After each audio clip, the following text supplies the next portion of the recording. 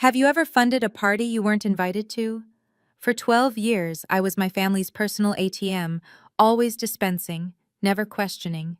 Every emergency, every crisis, every sudden expense somehow landed on my desk. While they made memories, I made transfers. This Thanksgiving changed everything when I discovered the ultimate betrayal hiding behind my mother's tears and my sister's Instagram stories. If you're watching this, please subscribe and let me know where you're watching from. My name is Faith Walker, and at 34, I learned the hardest lesson of my life. Sometimes the people who should love you most are the ones who use you best. Looking back, the pattern was so obvious it hurts. Every month, like clockwork, my phone would ring with a new crisis. Mom's car broke down, $1,500. Lily's rent was short, $800. Jake needed textbooks, $400. The amounts varied, but the formula never changed. Urgent need plus guilt equals Faith pays.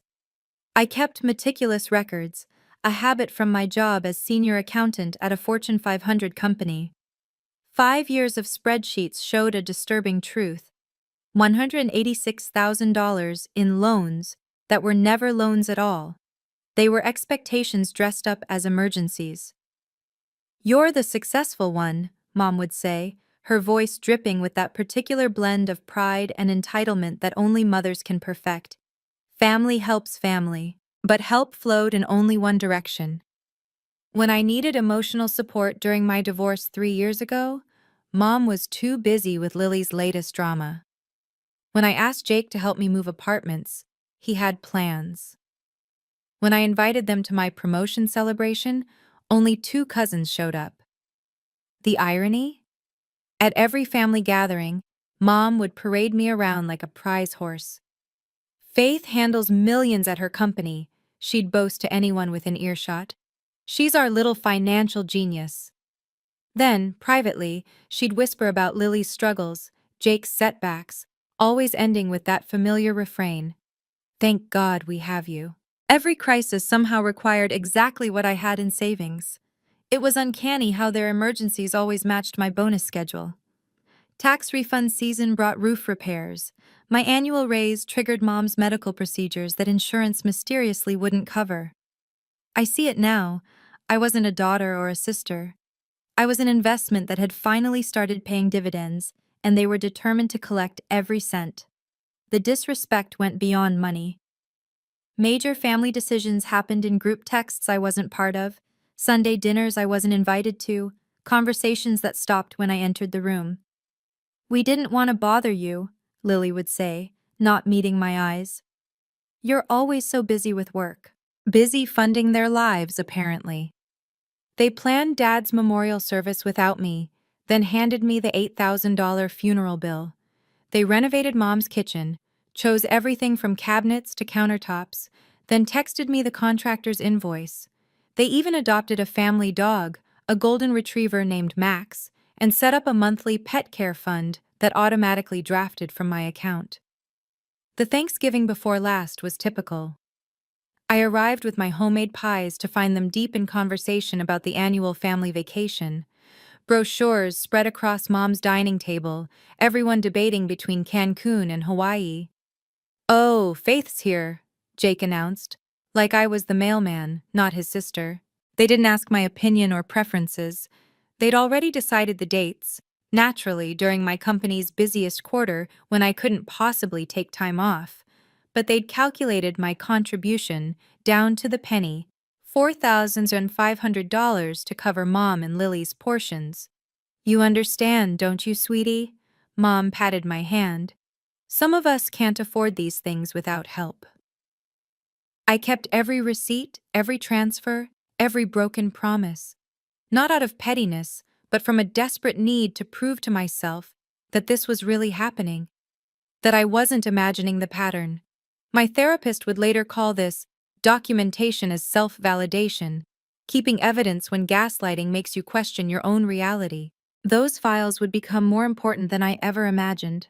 But that Thanksgiving, I just smiled, wrote the check, and wondered if this was what family really meant. Why did I keep paying? The answer hurts more than the money ever did. I was the scholarship kid who made good, the first college graduate in our working-class family. Success felt like survivor's guilt wrapped in a bow of obligation.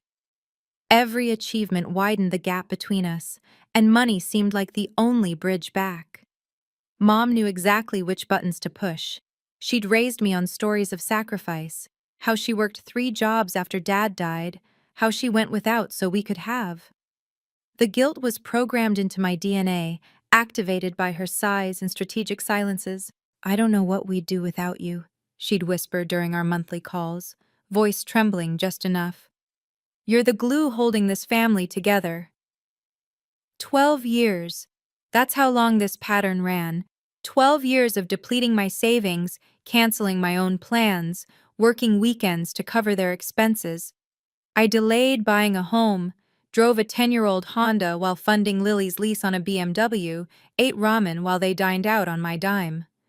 My colleague Robert Sterling noticed the strain. As CFO, he'd mentored me for 7 years, watching my talent clash with my exhaustion. "Faith, you look like you're carrying the world," he said one Monday after I'd worked another weekend. "Whatever it is, it's affecting your performance." I brushed off his concern, but he wasn't wrong. I was drowning in other people's choices, suffocating under the weight of being needed. The promotion I'd worked toward for 3 years sat just out of reach, sabotaged by my divided focus and depleted energy. Until Thanksgiving arrived with a phone call that would change everything. By November, I was running on fumes, financially and emotionally. My savings account, once robust with 6 figures from years of careful planning, had dwindled to barely 3 months of expenses. The house down payment I'd saved for 5 years, gone to Mom's emergency roof repair that somehow became a full renovation. My retirement contributions, paused indefinitely to cover Lily's temporary expenses that stretched into years. The exhaustion showed everywhere. Dark circles that concealer couldn't hide, hands that shook during presentations. The third cup of coffee before 10 a.m. just to stay functional. I was 34 but felt 50, aged by the constant stress of being everyone's safety net while having none of my own. "You're burning out," Robert said during my quarterly review. "Your work is still solid, but you've lost that spark. What's going on?"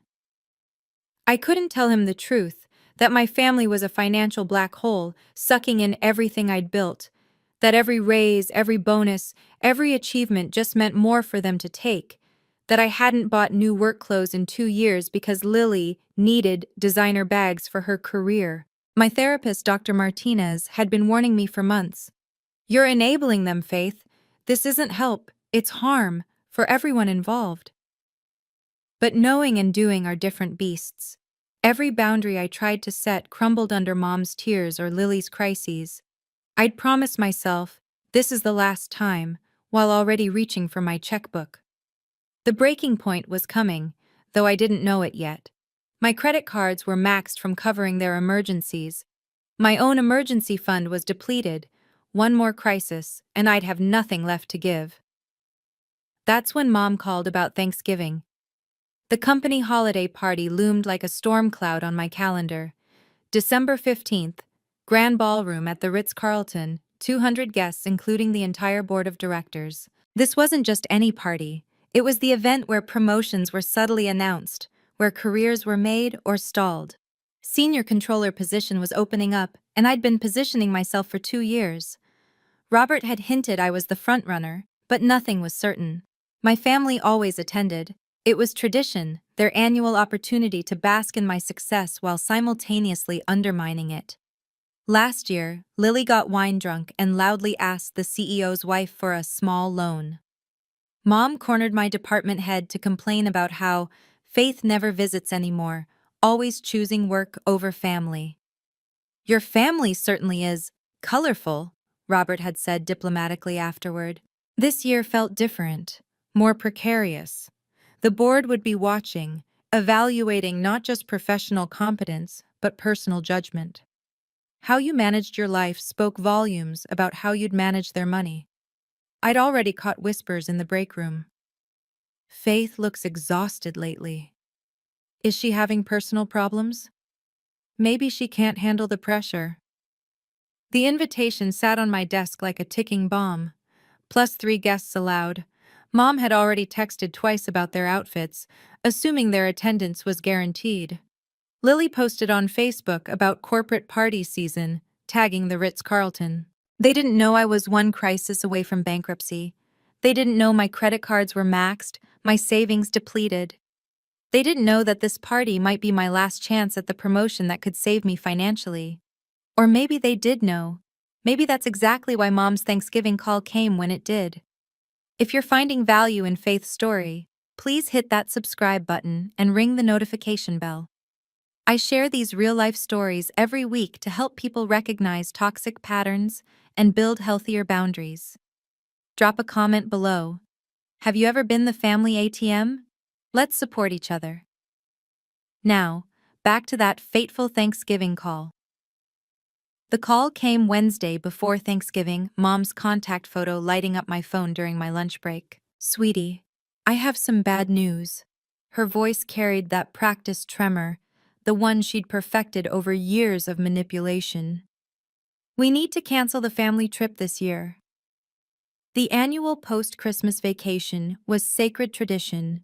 5 days at a resort, all 23 family members, entirely funded by me. I'd already transferred $12,000 to Mom's account for deposits. "What happened?" I asked, though I could predict the script. "Everything's just so expensive now. The economy, you know. Your brother's hours got cut. Lily's struggling with her bills." A theatrical sigh. "We're all sacrificing this year." "Mom, I already sent the deposit money." "Oh, that went to more pressing needs, honey. The mortgage was behind. Lily's car was about to be repossessed." Her voice dropped to a whisper. "We're barely keeping our heads above water." The familiar guilt washed over me. Here I was, eating sushi for lunch while my family struggled. What kind of daughter?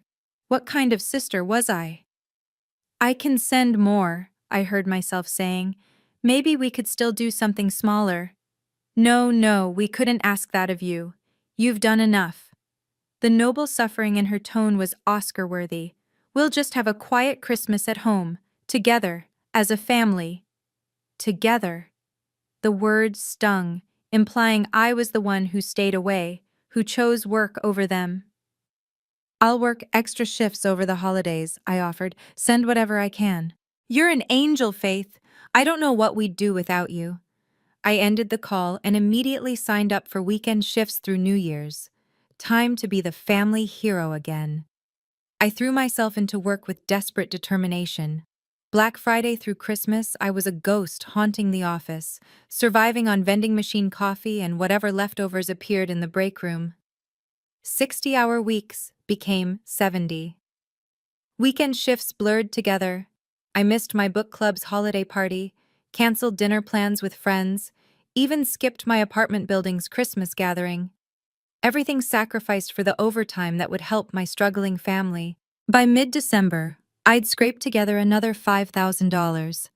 The transfer went through on December 18th, labeled Emergency Fund, in my meticulous records. Mom's response was a brief text. "Received, thank you." No details about how it would help. No gratitude beyond those 3 words. But then, appreciation had never been their strong suit. What struck me as odd was the sudden social media silence. Lily, who normally posted 12 times a day, went dark after December 20th. Her last post, a vague, "big things coming," sat there gathering likes while she ignored my texts. Mom stopped calling with her daily crises. Jake didn't text asking for quick loans. Even the extended family group chat fell silent.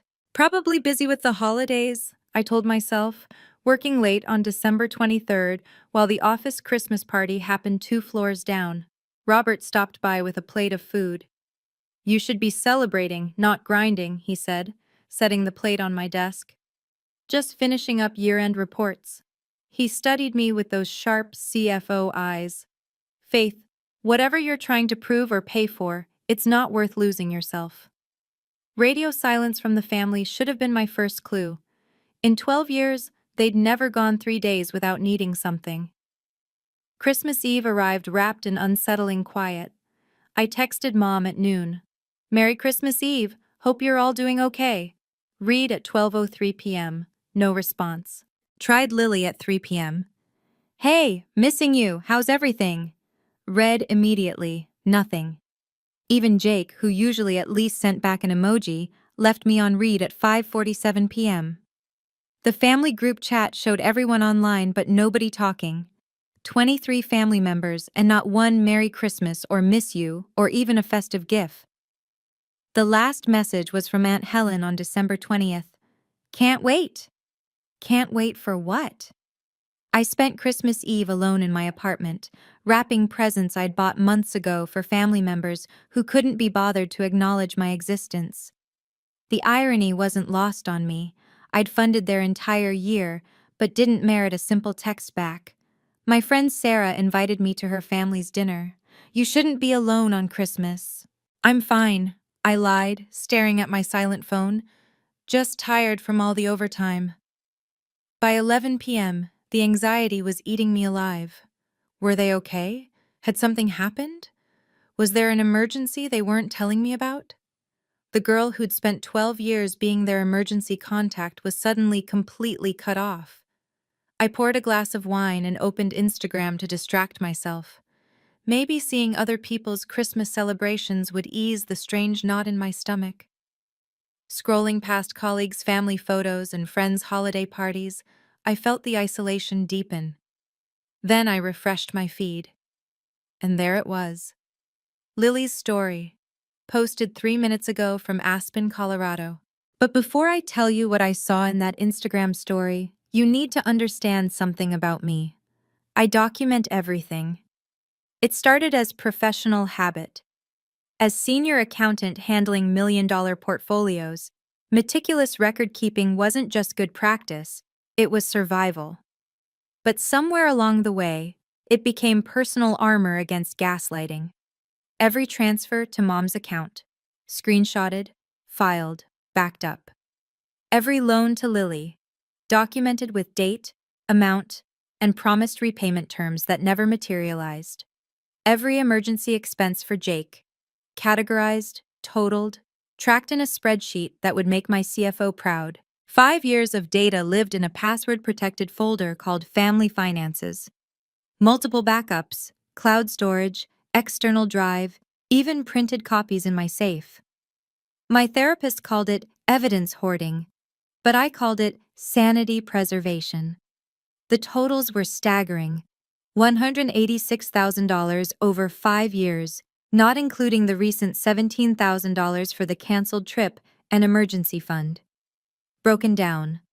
Mom, $89,000 in household emergencies. Lily, $72,000 in temporary help. Jake, $25,000 in education expenses. The spreadsheet included subcategories. Patterns emerged in black and white. Mom's emergencies aligned with vacation seasons. Lily's crises peaked around fashion weeks and music festivals. Jake's textbook needs mysteriously cost the exact amount of new gaming systems. "You're building a case," Dr. Martinez had observed during our last session. "But against whom and for what court?" I didn't know then. I just knew that someday, somehow, I'd need proof that this wasn't all in my head. That the financial drain was real, quantifiable, destroying my future for their present. That folder sat on my laptop as I stared at Lily's Instagram story, about to become more valuable than I'd ever imagined. There was another piece of this puzzle you should know about. Robert Sterling wasn't just my CFO. He was the only person who truly saw what was happening to me. 7 years ago, he'd hired me fresh from my MBA, seeing potential where others saw inexperience. He'd guided my career with patience and wisdom, becoming more mentor than boss. But lately, his concern had shifted from professional to personal. "Faith, I need to share something," he'd said during a coffee break 2 weeks before Thanksgiving. "I grew up with a family like yours, vampires, not relatives." The word hung between us. Vampires. "They drained me for years," he continued. "Every success made me a bigger target. Every raise meant more hands reaching out. He stirred his coffee slowly. Lost my first marriage. Nearly lost my sanity. Definitely lost my savings. How did you stop it? Public accountability. His eyes met mine. When everyone knows the truth, manipulation loses its power. Darkness can't survive in light. He'd slipped me his personal cell number. If you ever need backup, professionally or personally, call me. Sometimes the best family is the one you choose, not the one you're born into. I'd tucked that number away, never imagining I'd need it. Robert had built his walls, found his peace. He understood the cost of boundaries, the price of freedom from family who saw you as a resource, not a person. Document everything, he'd added as we returned to work. Financial abuse thrives on shame and silence. Break either, and you break the cycle. His words echoed now as I stared at Lily's Instagram, my finger hovering over the screenshot button. Document everything. This story is resonating with so many of you. If you've ever felt used by family, you're not alone. Please share this video with someone who needs to hear it. And remember to subscribe if you haven't already. I post new stories every Tuesday and Friday. What would you have done in Faith's position? Let me know below. Now, let's see what happens at that company party. The Instagram story played in a loop, each viewing another twist of the knife. There was my entire family, all 23 of them, raising champagne flutes in what was clearly the lobby of the St. Regis Aspen. Mom wore a fur coat I'd never seen before. Lily's designer ski outfit probably cost more than my monthly rent. Jake had his arm around a girlfriend I didn't know existed. The caption read, "Family Trip 2024, so blessed, #Aspen vibes, #family first." I clicked through to the tagged location, the St. Regis Aspen, 5 stars. Peak season rates starting at $2,000 per night. My hands shook as I switched to Mom's Facebook. She'd been careful. No public posts, but she'd forgotten about tagged photos. Cousin Emma had tagged everyone at Richardson Family Annual Vacation, Aspen 2024. The album was extensive. Spa treatments, 5-course dinners, ski lessons with private instructors, snowmobile tours, shopping trips to designer boutiques. Every photo featured my family living their best life on what was supposed to be a canceled trip. Everyone was there. Everyone but me. Aunt Helen raising a glass. Uncle David on the slopes. My teenage cousins in matching ski gear. Even Mom's bridge club friend Margaret had somehow made the cut. The timestamp on the first photo, December 21st. 3 days after I'd transferred $5,000 for their emergency fund. While I was working overtime to help with their financial struggles, they were booking Mountain View suites. I screenshotted everything, every photo, every tag, every location check-in. The evidence folder on my laptop gained a new subfolder, Aspen Betrayal. Lily posted another story as I watched. Her, Mom, and Jake at dinner, lobster and steak on their plates. Living our best life. Family is everything. Family is everything. Except, apparently, me. The full scope of their deception unraveled as I deep dived into social media like a detective at a crime scene. Jake's girlfriend had posted stories for 3 days straight. The reservation at Matsuhisa, $3,000 for the whole family. The private ski instructor, $500 per hour, booked for multiple sessions. The spa day that Mom, Lily, and 4 cousins enjoyed, $400 per person. Uncle David's LinkedIn, of all places, had a post. Grateful for family time in Aspen. Sometimes you need to step away from the grind and remember what matters. Posted while I was alone on Christmas Eve, wondering if they were okay. The planning went back months. In the family group chat I wasn't part of, screenshot helpfully provided by Emma's public Facebook. They'd been coordinating since October. "Don't mention this to Faith," Mom had written on October 15th. "She's so busy with work, we don't want to burden her." Burden her? But taking her money wasn't a burden? Aunt Helen had responded. "Should we at least invite her?" Mom's reply. She'll just make everyone feel guilty about the cost. You know how she is about money. How I was about money? I was how I was because I was the one paying for everyone else's life. The most damaging discovery came from the resort's public Instagram. They'd featured my family in their stories. The Richardson family returns for their 5th annual holiday celebration. 5th annual. They'd been doing this for 5 years. Every year I'd funded a canceled trip that happened without me. Every year I'd worked through the holidays while they celebrated on my dime. They didn't forget me. They excluded me. Deliberately, methodically, annually. December 27th, 8:43 a.m. 2 days after Christmas, while they were still in Aspen according to Jake's location tag, Mom texted me. "Hi, sweetie. Hope you had a nice Christmas. Hate to ask, but we have an urgent situation. Need $2,800 by tomorrow. Lily's in trouble." I stared at the message. They were literally on vacation with money I'd given them for emergencies, and they had the audacity to ask for more? 3 dots appeared. Mom was typing. "I know things are tight for you too, but family helps family. Lily's apartment situation is desperate. She could be evicted." Evicted? While posting photos from a $2,000 a night resort. Another text. "Can you wire it today? You know how you're the only responsible one we can count on." The only responsible one. The only one not invited to Aspen. I typed and deleted a dozen responses. Rage-filled paragraphs about betrayal and lies. Hurt-soaked questions about why I wasn't good enough to include. Detailed accountings of every dollar they'd stolen. But then I remembered Robert's words. Sometimes the best response is the unexpected one. I opened my banking app and looked at the automatic transfers scheduled for January. Mom's household help, $1,500. Lily's temporary assistance, $1,000. Jake's student loan help, $500. I canceled them all. Then I went back to Mom's text and typed 6 words that would change everything. "Ask your favorite child. I'm done." Send. The read receipt appeared immediately. The 3 dots started and stopped 5 times. My phone began ringing. Mom, then Lily, then Jake, then Mom again. I declined every call, then typed one more message. "See you at the company party.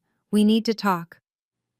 December 15th arrived with the kind of crisp clarity that makes everything feel significant.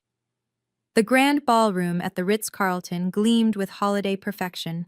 Ice sculptures, champagne fountains, a string quartet playing jazz arrangements of Christmas classics. 200 of the city's financial elite mingling in their finest, plus their families. I arrived early, my laptop bag heavier than usual with its cargo of truth. The USB drive in my pocket contained 5 years of evidence, formatted into a simple, devastating presentation. Just in case. "Faith, you look stunning," Robert appeared at my elbow, his wife Sandra beside him. "That's quite a transformation from the overtime zombie I saw last week." "I finally got some sleep," I said. It was true. After sending that text to Mom, I'd slept better than I had in years. "Your family coming tonight?" Sandra asked innocently. "Oh, they'll be here." And they were. 7:47 p.m., fashionably late as always. Mom swept in wearing a new dress. Nordstrom, I'd guess. Probably $400. Lily followed in heels that screamed Louboutin. Jake had managed a proper suit for once. They moved through the crowd like they owned the place, Mom already working the room. She spotted me by the bar and approached with arms wide. "Faith, darling, you look tired. Working too hard as always?" The hug was performance art. The whispered, "We need to talk about your text," was the real message. "Later, Mom. Enjoy the party." I watched them work the room. Mom charming my colleagues with stories about her successful daughter. Lily flirting with junior analysts. Jake sampling every appetizer twice. They had no idea that in exactly 1 hour, during the traditional family acknowledgements, everything would change. At 8:45 p.m., the CEO clinked his glass for attention. Time for the traditional speeches, usually corporate platitudes about family values and work-life balance. Before we continue, he announced, I'd like to invite family members to share what our team means to them. Mrs. Walker, I believe you wanted to say something? Of course she did. Mom never met a microphone she didn't love. She glided to the podium like she'd been born for this moment. Thank you, James. I'm Margaret Walker, Faith's mother. The crowd quieted, 200 faces turning toward the stage. Family is about sacrifice, she began, her voice carrying that practiced emotion. It's about supporting each other through thick and thin. In the Walker family, we've learned that success isn't individual, it's collective. I almost laughed. Collective success, individually funded. My daughter Faith embodies our family values. She understands that when one of us struggles, we all struggle. When one succeeds, we all succeed. She dabbed at her eyes. This year has been particularly challenging. We've all had to make sacrifices, cancel plans, tighten belts. Cancel plans. I glanced at Robert, who raised an eyebrow. But we support each other. We don't keep score. We don't hold grudges. Her eyes found mine in the crowd. Real family means showing up for each other, even when it's inconvenient, even when it costs us. The irony was suffocating. She was literally describing everything they didn't do while taking credit for values they didn't have. Faith has taught us so much about responsibility and giving. James, our CEO, started to applaud, then turned to me. Faith, would you like to respond to your mother's lovely words? The room waited. Since we're discussing family sacrifices, I said, standing slowly, I have something to share. I walked to the podium with the calm that comes from having nothing left to lose. Thank you, Mom, for that beautiful speech about sacrifice and showing up. I pulled out my phone, connecting it to the presentation screen. I'd like to show everyone what showing up looks like in the Walker family. The first slide appeared, the Aspen photos from Instagram. This is my family's canceled vacation from last week, the one that was supposedly impossible due to financial hardship. I swiped. Here's the $3,000 dinner at Matsuhisa, the private ski lessons, the spa day. Murmurs rippled through the crowd. Mom's face went white. What you don't see in these photos is me. Because while I was working overtime to fund this trip, yes, fund it, I wasn't invited. Next slide. My bank statements. 5 years of transfers highlighted. $186,000 over 5 years. Every emergency, every crisis, every desperate situation. My voice stayed steady, professional. These are facts, not feelings. Lily stood up. Faith, you're embarrassing yourself. Am I? I clicked to the screenshot of Mom's message in the family group chat. Don't mention this to Faith. She'll make everyone feel guilty about the cost. The room was silent except for the jazz quartet, who'd stopped playing mid-song. Yesterday, while still on this vacation I funded but wasn't invited to, they asked for another $2,800 for another emergency.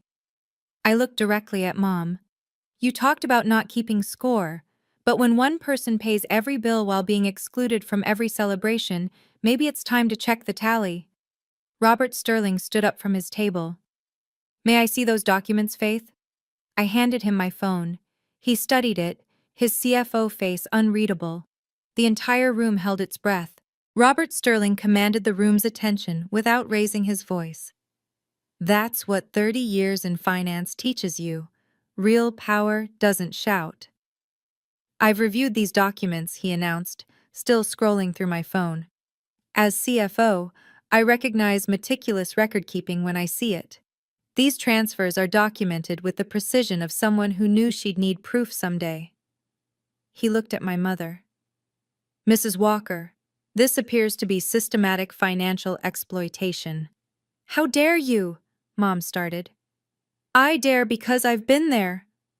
Robert's voice carried across the ballroom. My family did the same thing, bled me dry while calling it love, took my success as their entitlement, used guilt as their weapon of choice. He handed my phone back and addressed the room. What Faith is doing isn't selfish, It's self-defense, and it takes extraordinary courage to do it publicly. Sandra Sterling joined her husband. We've watched Faith work herself into exhaustion, funding a family that couldn't bother to include her in their celebration. That's not love. That's abuse. The crowd's energy shifted, heads nodding, sympathetic glances. One woman at table 3 whispered, "My sister does the same thing to me." James, our CEO, stepped forward. "Faith, I had no idea you were managing this level of pressure. Your performance has been exceptional despite it." "Because of it," Robert corrected, "Faith learned to document everything, track every detail, maintain impeccable records. These skills make her invaluable to our firm, which is why I'm recommending her for senior controller, effective immediately." Gasps from the crowd, the promotion, announced here in front of everyone. Mom sank into her chair. Lily's mouth opened and closed like a fish, but Jake was looking at me with something I'd never seen before. Respect. Lily couldn't let it end like this. She never could stand being outmaneuvered. "This is ridiculous!" She stormed to the front, designer heels clicking. "Faith is twisting everything. We're a family. Real family doesn't keep score." "You're right," I said calmly. "Real family doesn't, which is why I stopped." "You're destroying us over money?" Her voice pitched higher, performing for the crowd. "After everything Mom sacrificed for you?" "What exactly did she sacrifice, Lily? Please, tell everyone." Lily faltered. She worked 3 jobs. 20 years ago. What about the last 5 years? While taking $89,000 from me. You offered. Under false pretenses. Every single time. I pulled up another screenshot. Here's you posting from Aspen while claiming to be facing eviction. Someone in the crowd actually laughed. Lily turned to the audience, tears on command. "She's our sister. Family helps family." "Real family doesn't keep secrets," I responded. "Real family doesn't plan 5 annual vacations specifically excluding one member while taking their money." An older woman at table 7 stood up. "Young lady," she addressed Lily, "I've been watching this unfold and you should be ashamed. Your sister funded your lifestyle while you couldn't even invite her to dinner." "You don't understand." "I understand perfectly." The woman's voice was steel. "I was a Faith once, 40 years ago. It took me decades to recover financially and emotionally from family like you." More murmurs of agreement. Stories whispered between tables. The room's judgment was clear and unanimous. Lily looked around desperately, finding no allies. Even Jake had stepped away from her. "This isn't over," she hissed at me. "You're right. It's just beginning." I returned to the podium one last time, the room now completely mine. "I want to be clear about something," I began, meeting my family's eyes. "This isn't about revenge. It's about reality." I pulled up my banking app on the presentation screen, showing the canceled automatic transfers. Effective immediately, all financial support ends. No more monthly transfers. No more emergency funds. No more loans that aren't loans. Each word deliberate, witnessed by 200 people. "But Faith," Mom started. "I'm not finished." My voice stayed level, professional. "I love you. That hasn't changed. But love doesn't require bankruptcy. Love doesn't mean accepting exploitation." I looked at Jake, who'd been silent throughout. "If you want a relationship with me, it can't involve money. Ever." Then to Lily. "Your financial emergencies are no longer my responsibility. You're 28. Figure it out." Finally, Mom. "You raised me to be responsible. Congratulations. I am. Responsible for myself first." Robert Sterling started clapping. Slowly, deliberately, Sandra joined. Then another table, another. The applause spread through the ballroom, not triumphant, but supportive, acknowledging the hardest boundary anyone can set.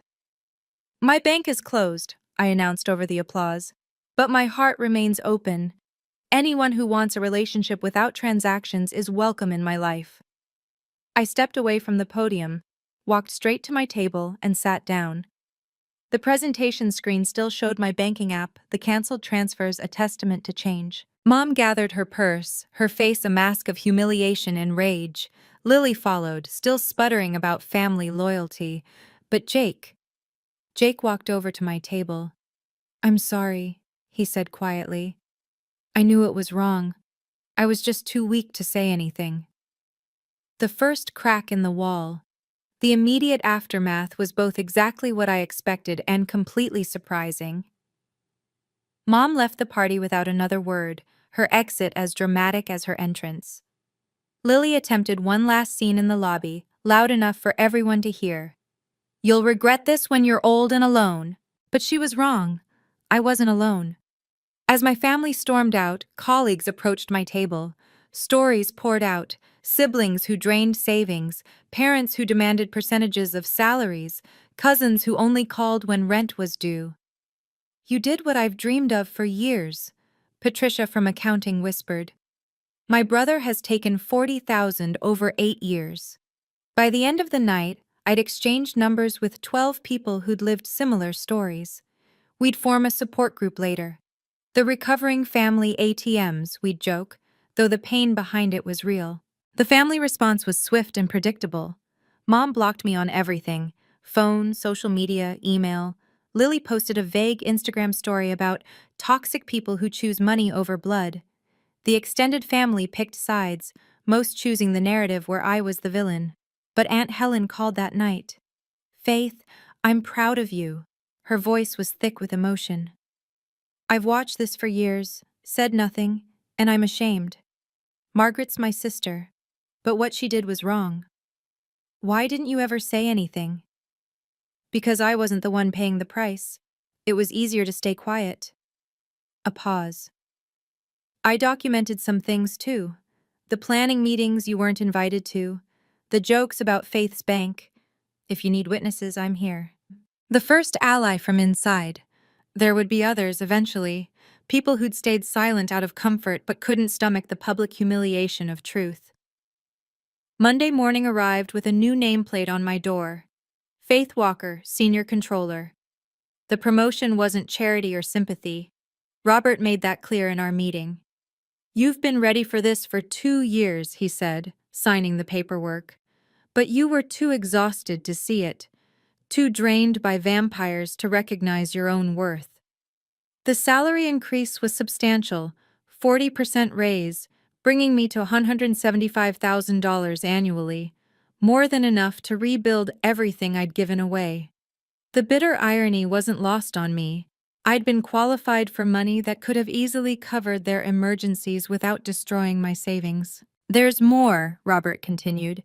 "The board was impressed by your presentation, not the family drama, the documentation. They want you leading the new financial transparency initiative. A position that would put me in front of more leaders, more opportunities." My personal boundary setting had become professional advancement. Word spread through the office. Some whispered about the party drama, but most expressed admiration. I became the unofficial advisor for colleagues dealing with family financial abuse. My office saw a steady stream of visitors seeking advice on setting boundaries. "You gave us permission," Thomas from IT explained. Seeing someone actually do it, publicly, with consequences, it made it real, possible. I started a lunch group, Financial Boundaries and Families. Within a month, we had 30 members. HR approved it as an official employee resource group. The company even brought in financial therapists for workshops. The ripple effects were extraordinary. 3 colleagues cut off financially abusive relatives. 5 more set strict lending limits. 1 discovered her mother had opened credit cards in her name. My story became their catalyst. My boundaries became their permission slip. 6 months later, my financial transformation was stunning. Without the constant drain of family emergencies, I saved $3,000 monthly. The raise added another $1,500. In half a year, I'd accumulated $33,000, more than I'd saved in the previous 3 years combined. I took my first real vacation in 5 years. Greece, 10 days, alone. No guilt, no emergency calls to ruin it. Just me, the Mediterranean, and the kind of peace money can't buy but boundaries can. The Instagram photos from that trip were my first social media posts in months. Santorini sunsets, Athens museums, me genuinely smiling, without the exhaustion that had marked my face for years. Lily saw them, apparently. She texted from a number I hadn't blocked yet. Must be nice to vacation while your family struggles. I didn't respond. But I did screenshot it for my irony folder, right next to her Aspen photos. The financial recovery went beyond savings. My credit score jumped 50 points once I paid off the cards I'd maxed covering their expenses. I started investing again, 401k contributions maxed, Roth IRA funded, even a regular brokerage account for the house down payment fund. Dr. Martinez, my therapist, noted the physical changes too. You look 5 years younger. Your shoulders aren't touching your ears anymore. When did you stop grinding your teeth? About a week after the party. But the universe wasn't done with plot twists. Jake texted in month 4. I got a second job, paying my own bills now. Thought you should know. Then month 5. Paid mom back $1,000 I borrowed. Told her I learned from the best. He was trying. Actually trying, without asking for anything. 1 year later, I hardly recognized my life. The family had reshuffled like a deck of cards. Mom maintained her silence, pride stronger than maternal love. Lily cycled through new victims, a boyfriend here, a friend there, anyone who hadn't heard about the party. But Jake and I built something new. Coffee once a month, no money talk allowed. He showed me his budget spreadsheet once, proud as a kid with a good report card. We were learning to be siblings without transactions. Aunt Helen became unexpected family. Sunday dinners at her house, where we talked about books and movies. Never money. She'd cut mom off too, tired of enabling the dysfunction. Family isn't blood, she said one evening. It's choice. And I choose the people who choose growth. The support group I'd started had become a movement. We had a website, resources, even a small fund for people escaping financial abuse. My story, posted anonymously, had been shared thousands of times. Robert and Sandra invited me to their actual family gatherings. Their kids called me Aunt Faith. I belonged somewhere finally, without a price tag attached. The company party rolled around again. This year, I brought Jake as my +1. No drama, no speeches, just 2 siblings learning to exist without exploitation. I'm proud of you, he said during the CEO's toast. For saying no, it saved me too, in a weird way. How? Watching you have boundaries made me realize I needed them, with Mom, with Lily, with myself. Mom and Lily weren't invited this year. But their absence felt like presence, the presence of peace, of possibility, of a life where love doesn't cost $186,000. So here's what I learned from losing $186,000 and finding myself. Love doesn't require bankruptcy. Family doesn't mean unlimited access to your resources. And sometimes the most generous thing you can do is say no. The money was never really the point. It was about worth, theirs and mine. They believed their worth entitled them to my work. I believed my worth required their approval. We were all wrong. Real love celebrates your success without claiming it. Real family includes you in their joy, not just their crises. Real support flows both ways, or it's not support. It's exploitation with a holiday card attached. I don't regret the years of giving. They taught me the difference between generosity and enabling, between helping and hemorrhaging. Every transferred dollar was a lesson I apparently needed to learn the expensive way. But I also learned this. It's never too late to close the bank, to set the boundary, to choose yourself without apology. Some people will call you selfish. Let them. Their definition of selfish usually means, won't let me take advantage anymore. Their anger is confirmation that your boundaries are working. Some family you'll lose. That's okay.